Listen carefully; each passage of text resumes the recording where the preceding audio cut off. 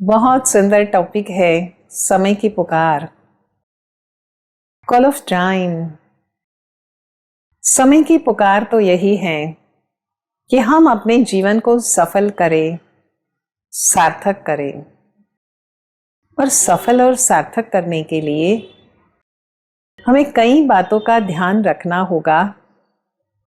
सबसे पहली महत्व की बात है कि हम सकारात्मक बने, हमारी सोच सकारात्मक हो, और इसका आधार ही है आध्यात्मिक चिंतन।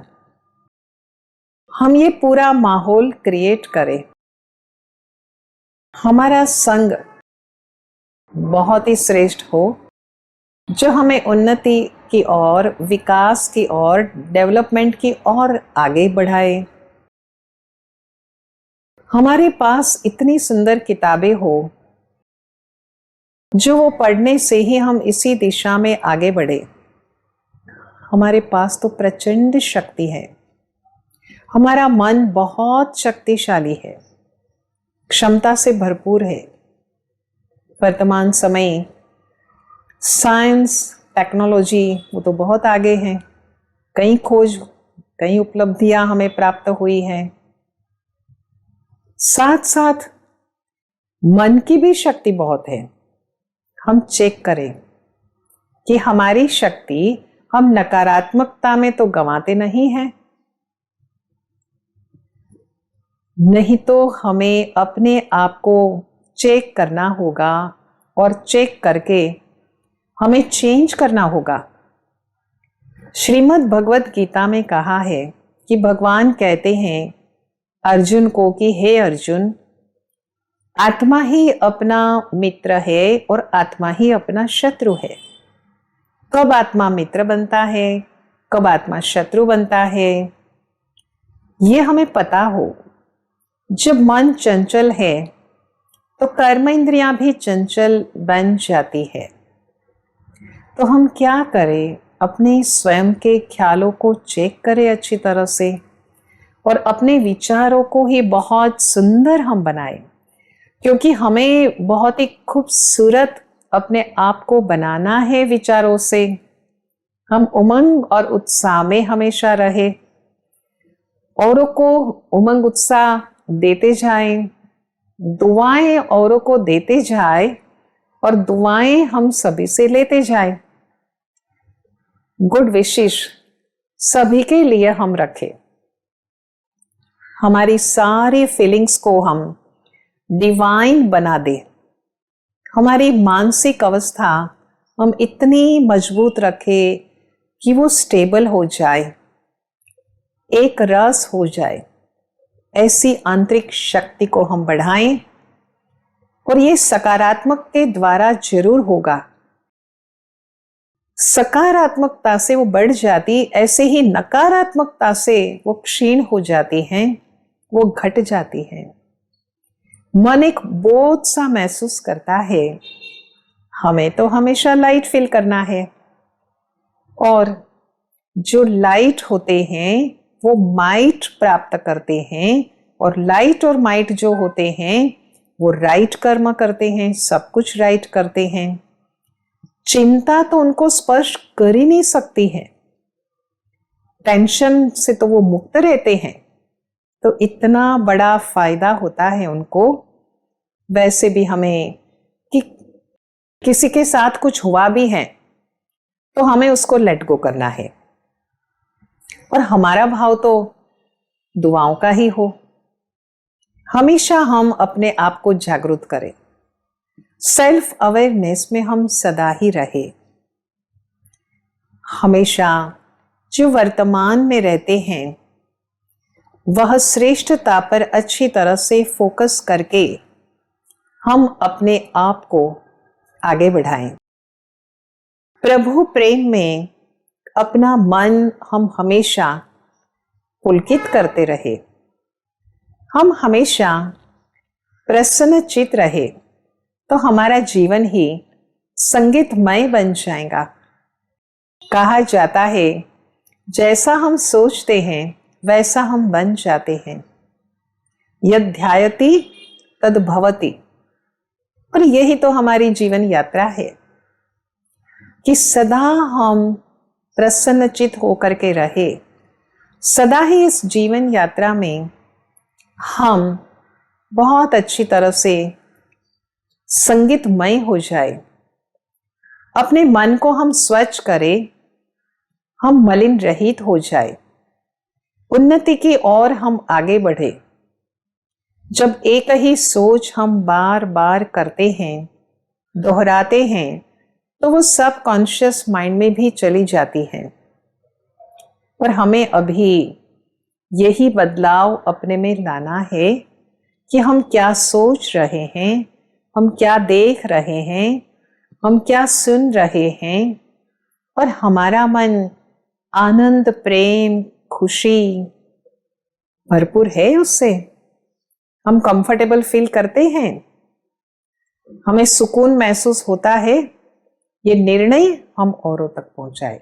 आवश्यकता है अभी कि अपने समय स्वयं पर इस समय हम अटेंशन रखें, हम हिम्मत रखें। कभी भी हम दिल शिकस्त ना हो कि मेरे में तो हिम्मत ही नहीं है। हम हिम्मत रखेंगे तो भगवान हमें मदद करेंगे। कभी भी ये नहीं सोचना है कि हम कैसे कर सकते हैं, नहीं। हम दृढ़ संकल्प करें, और कहा जाता है ना कि दृढ़ता सफलता की चाबी है।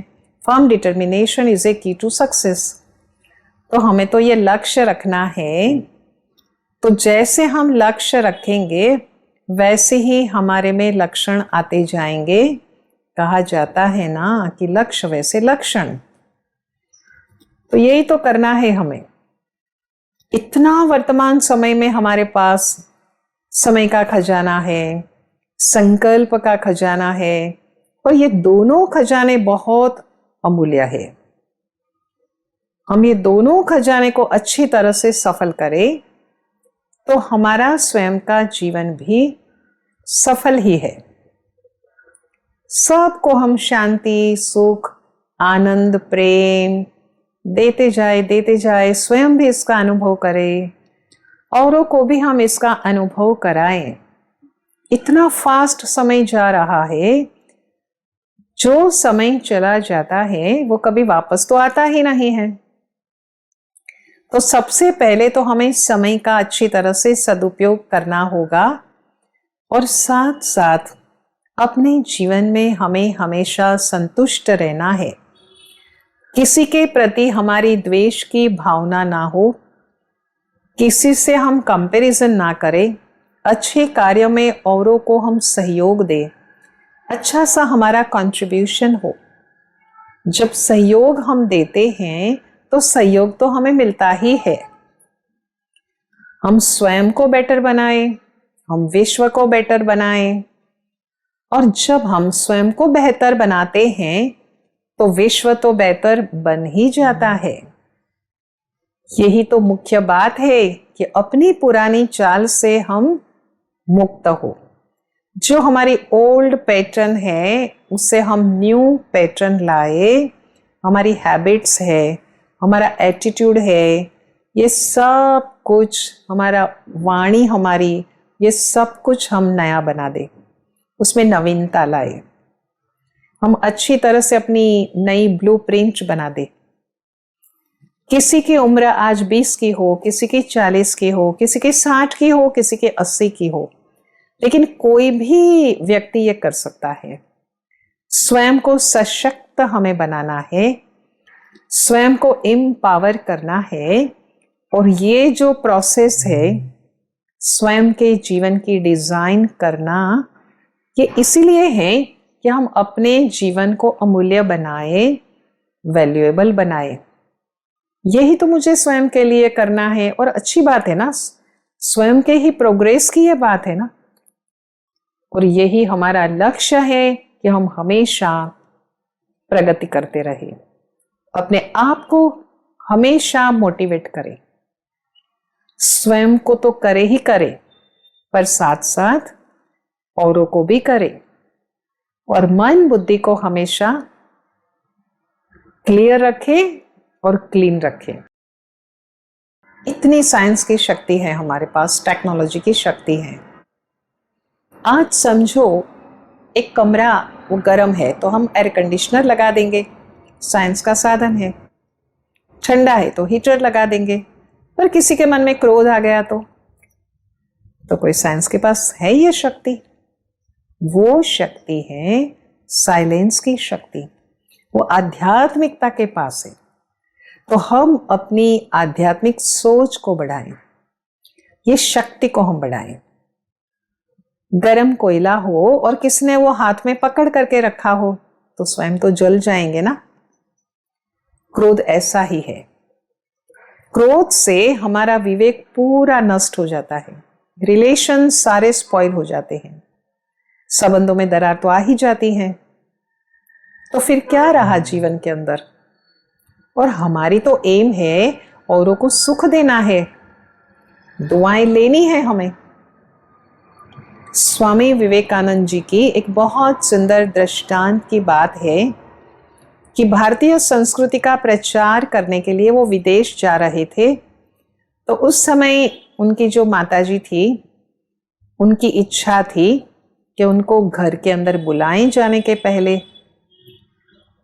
तो वो निमंत्रण दे रहे हैं और उनको मन में ये था माताजी को कि वो लायक है, देखे तो सही।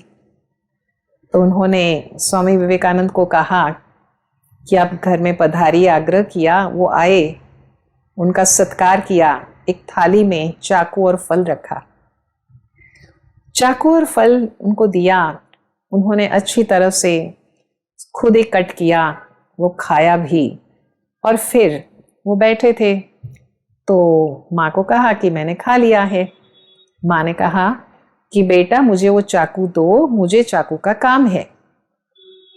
तो जैसे माँ ने कहा, स्वामी विवेकानंद ने वो चाकू माँ को दिया। तो माँ ने कहा कि बेटा मैंने आपकी परीक्षा ली और आप परीक्षा में अच्छी तरह से पास हो गए। तो स्वामी विवेकानंद बहुत आश्चर्य उनको हुआ, उनको समझ में नहीं आया कि माँ ने मेरी क्या परीक्षा ली। ये समझ में आया ही नहीं कि इतनी थोड़ी देर में परीक्षा ले ली। तो माँ को पूछते हैं कि मुझे समझ में नहीं आया, आप दर्शाएं मुझे। तब उनकी माताजी जो है वो उनको कहती हैं कि भारतीय संस्कृति का प्रचार करने के लिए आप विदेश जा रहे हो, तो आपका मैंने देखा कि आपसे मैंने जब चाकू मांगा तो क्या किया आपने कि जो शार्प था पार्ट चाकू में वो आपने अपनी तरफ रखा और मेरे तरफ क्या रखा आपने, जो लकड़ी का पार्ट था, ताकि मुझे चोट जरा भी पहुंचे नहीं। और आपकी तरफ आपने तीक्ष्ण शार्प पार्ट रखा। तो आपकी परीक्षा तो हो ही गई उसी समय कि आपने दूसरों के सुख का बहुत ध्यान रखा कि दूसरों को चोट नहीं लगनी चाहिए, दूसरों को परेशानी नहीं होनी चाहिए। तो आपके मन में तो यही विचार था ना, माना दूसरों के कल्याण करने का आपका विचार रहा।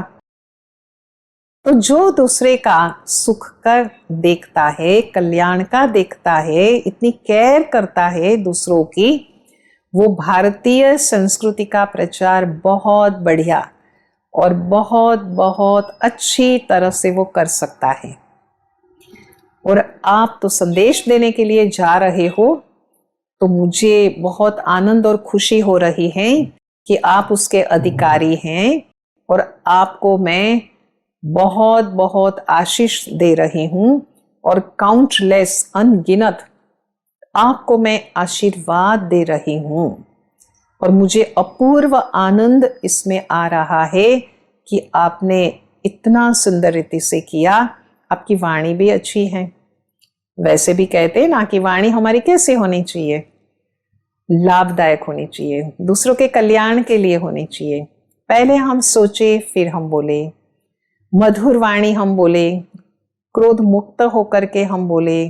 कहा जाता है ना कि ऐसी वाणी बोलिए जो मन का आपा खोए, औरों को शीतल करे, खुद भी शीतल होए।